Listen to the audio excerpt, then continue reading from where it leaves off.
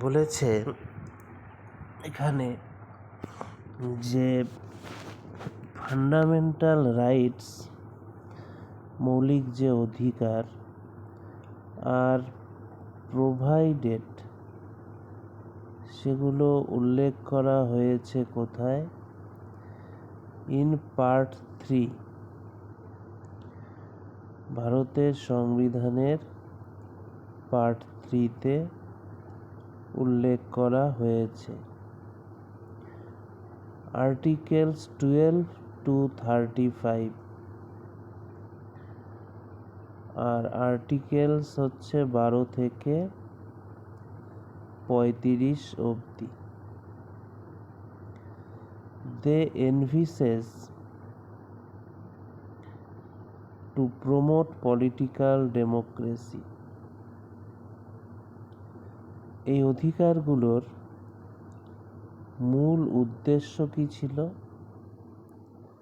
মূল উদ্দেশ্য হলো রাজনৈতিক যে গণতন্ত্র, পলিটিক্যাল ডেমোক্রেসি, তার প্রতিষ্ঠা ও উন্নীত করা। তাহলে প্রশ্ন আসতে পারে যে ফান্ডামেন্টাল রাইটস আমাদের সংবিধানের কত নাম্বার পার্টে আছে?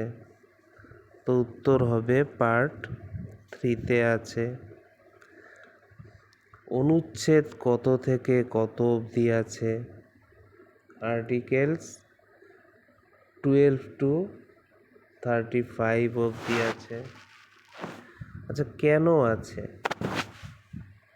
যাতে প্রত্যেক নাগরিক স্বাধীনভাবে নিজের অধিকার ভোগ করতে পারে এবং গণতান্ত্রিক ব্যবস্থায় সমানভাবে অংশগ্রহণ করতে পারে।